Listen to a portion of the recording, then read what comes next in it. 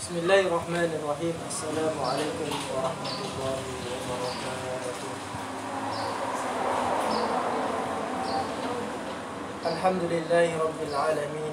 Wassalatu wassalamu ala asyrafil anbiya'i wal mursalin Sayyidina Muhammad wa ala alihi wa ashabihi ajma'in. Wa la hawla wa la quwwata illa billahi al-aliyyil azim. Rabbi shrah li sadri wa yassir li amri wahlul 'uqdatam min lisani yafqahu qawli wa ba'd. Para pemirsa, hadirin kaum muslimin, kaum muslimat dimanapun Anda berada, para santri, pondok pesantren, mungkin sudah dalam Lumajang, mudah-mudahan kita senantiasa berada di dalam lindungan Allah Subhanahu wa taala. Amin ya rabbal alamin. Pertama-tama marilah kita panjatkan puja dan bersyukur kita kepada Allah Subhanahu wa taala, di mana pada siang ini kita bisa melanjutkan kembali kajian kitab kita, yaitu kitab Qimatuz Zaman 'indal Ulama. Kita berdoa mudah-mudahan kita senantiasa diberikan keistiqomahan dalam menjalankan kajian ini. Amin ya rabbal alamin. Sholawat serta salam mudah-mudahan tetap tercurah limpahkan kepada junjungan kita Nabi Muhammad sallallahu alaihi wasallam. Para pemirsa, hadirin dimanapun Anda berada, pada pertemuan yang lalu telah kita bahas tentang ayat-ayat yang Allah gunakan. Salah satunya adalah berbicara tentang waktu yang Allah gunakan sebagai sumpah. Seperti satu misal ada kata wal asri, wal laili, wal nahari, wal fajri, was-subhi, wad-duha. Hal ini menandaskan betapa pentingnya waktu di dalam Al-Quran. Karena tidak mungkin Allah menggunakan waktu menjadi bahan sumpah kecuali kalau waktu itu hal yang agung, hal yang sangat mulia. Kemudian pada pertemuan kali ini kita akan membahas suatu maqalah, suatu perkataan yang dikatakan oleh Imam Fakhruddin Ar-Razi.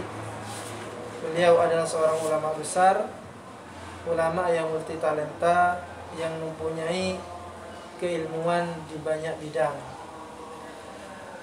Beliau berkata di dalam tafsirnya, yaitu tafsir Al-Kabir atau disebut dengan tafsir Mafatihul Ghaib.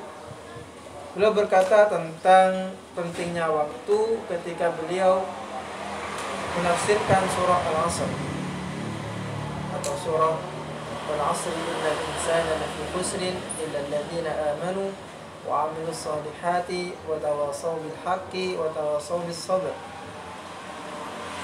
Di halaman 35 musannif berkata, bayanul fakhr ar-razi li qimatiz zamani wa syarafihi.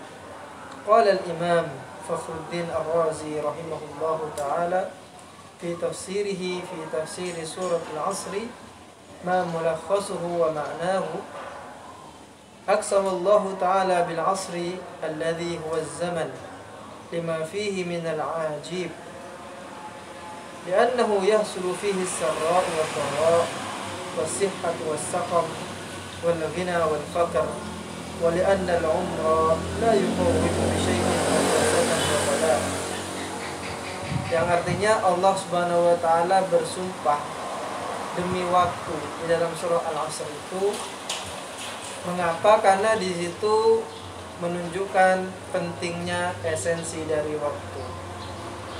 Karena di dalam waktu itu ada dua masa yang berbeda, yaitu masa sedih dan masa senang, masa duka, masa suka, masa kaya dan masa miskin, masa umur yang panjang dan masa umur yang pendek. Semua berada di sana. Setiap makhluk yang ada di muka bumi ini, jika dia hidup, maka dia tidak akan pernah terlepas dari apa yang disebut dengan waktu. Kalau dhayya'ta alfa sanatin fima la ya'ni, jika kamu menghabiskan umurmu sebanyak 1000 tahun itu, kamu habiskan dalam keadaan tidak memaksimalkan waktu itu, tidak menggunakan waktu dengan sebaik mungkin, menghabiskan waktumu sebanyak-banyaknya dengan kegiatan-kegiatan yang tidak berfaedah, tsumma tubta, kemudian kamu bertobat kepada Allah, di akhir hayat kamu bertobat kepada Allah, wa thabatat laka sa'adah fil lamhatil akhirah minal umri, kemudian kamu mendapatkan apa yang disebut dengan husnul khatimah, yaitu akhir yang bagus, baqita fil jannati abadan, maka kamu akan berada di surga, kekal di sana selamanya. Fa'alimta anna asyrafal asya'i hayatuka fi tilkal lamhah. Jika demikian, maka kamu tahu bahwa umurmu yang berada di ujung tanduk itu, yang berada di periode akhir dalam kehidupanmu itu, meskipun waktunya singkat, namun itu sangat menentukan. Meskipun umur yang singkat itu, namun itu akan menjadi acuan apakah kamu akan masuk surga ataupun masuk neraka. Fakana az-zamanu min jumlati usulin ni'am. Dan kita tahu bahwa waktu, zaman itu adalah salah satu nikmat yang sangat agung. Oleh karenanya, mari kita gunakan waktu dengan sebaik mungkin. Di sini Imam Fakhruddin Ar-Razi ingin memberikan penekanan bahwa waktu terakhir di umur kita, atau yang disebut dengan al-lahdhah al-akhirah, yaitu dikala kita sudah meregang nyawa, ketika kita akan bertemu dengan malaikat pencabut nyawa, maka disitulah sebenarnya masa kita untuk bertobat, masa kita untuk melakukan kebaikan-kebaikan. Setelahnya maka tidak akan lagi tobat itu diterima. Disebutkan dalam suatu hadis bahwa Allah Subhanahu wa taala tidak menerima taubat seseorang apabila nyawanya sudah berada di kerongkongan. Ma lam yuwargir. Innallaha yaqbalu taubatal 'abdi ma lam yuwargir. Allah Subhanahu wa taala akan menerima taubat seseorang asalkan nyawanya belum berada di kerongkongan.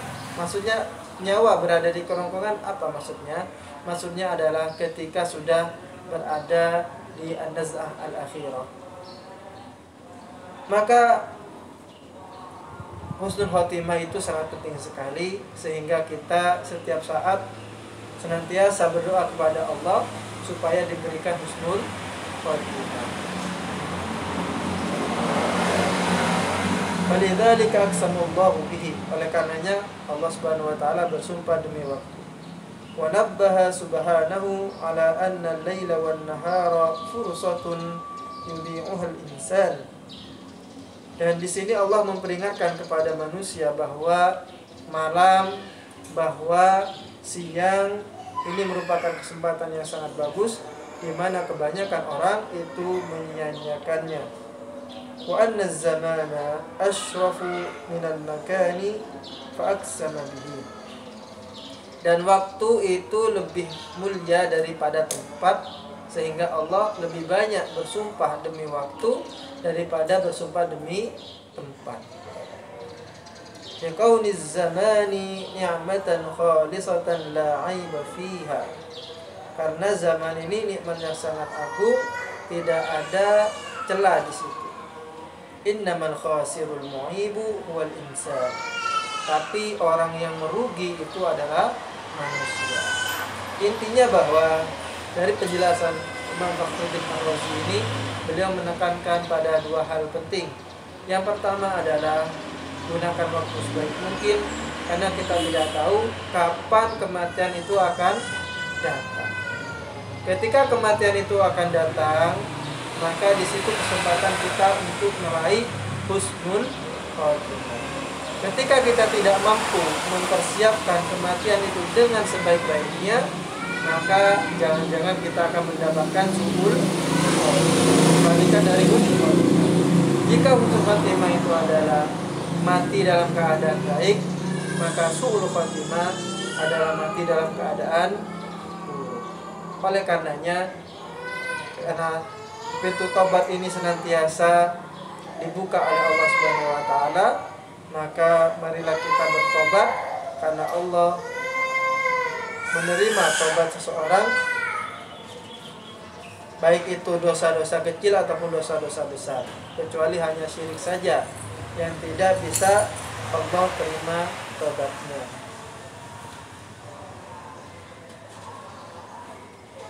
Innallaha la yaghfiru an yushraka bihi wa yaghfiru ma duna dzalika liman yasha.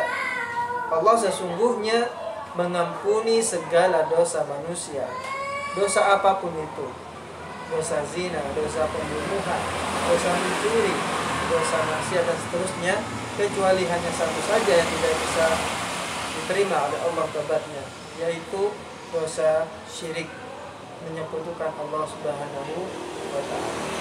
Ini yang pertama. Kemudian yang kedua yang ingin ditekankan oleh Imam Fakhruddin Ar-Razi di sini, bagaimana waktu itu sangat berharga. Waktu sangat berharga ketimbang al-makan, ketimbang tempat. Berkenaan dengan pembahasan ini ada suatu cerita yang sangat menarik yang diriwayatkan oleh Imam Bukhari di dalam kitabnya Sahih Bukhari. Suatu ketika ada seorang laki-laki, dia profesinya adalah sebagai begal yang sangat sadis, begal. Dia tidak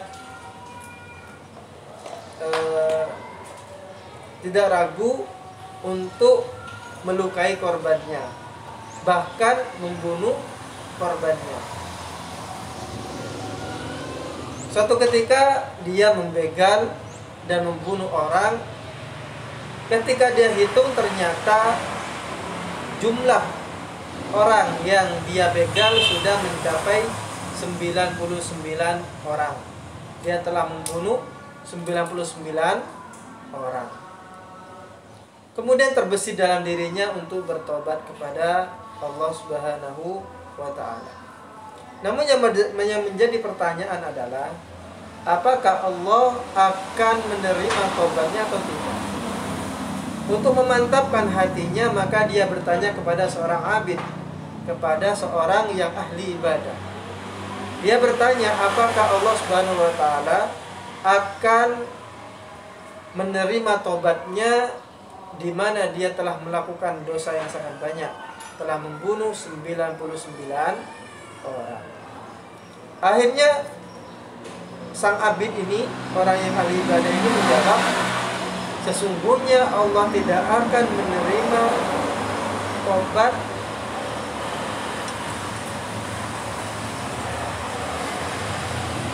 Sesungguhnya Allah tidak akan menerima tobat dari orang yang membunuh sampai 99 kali. Akhirnya kemudian orang tadi, sang begal tadi, marah dan membunuh si abid.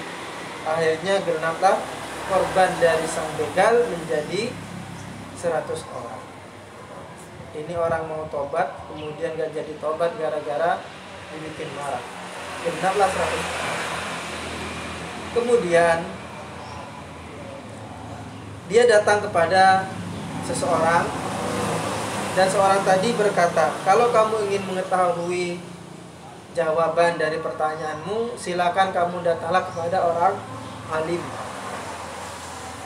Datanglah kepada orang alim, maka dia akan menjawab semua pertanyaanmu. Akhirnya dia datang kepada seorang alim itu tadi.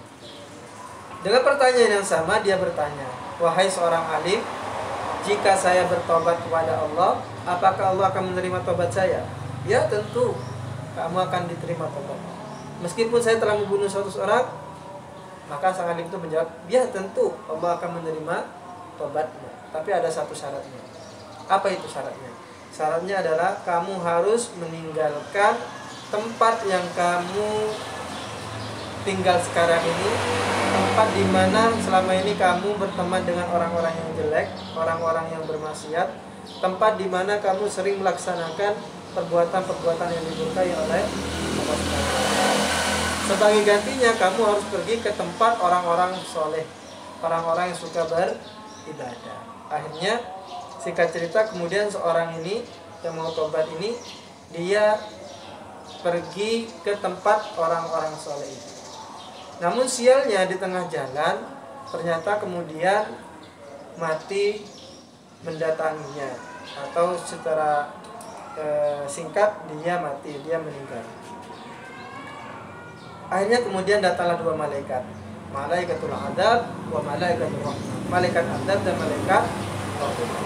Malaikat adab berkata seperti ini adalah jatahku, dia masuk neraka karena dia telah membunuh orang 100 kali atau 100 orang. Kata malaikatul rahmah apa? Enggak, ini jatahku, karena dia sebelum meninggal itu telah bertobat, meskipun dia tidak melakukan apapun, cuma punya niatan saja, niatan untuk bertobat. Akhirnya datanglah malaikat Jibril untuk melerai dua malaikat itu. Ya wes, kalau begitu kita ukur sekarang.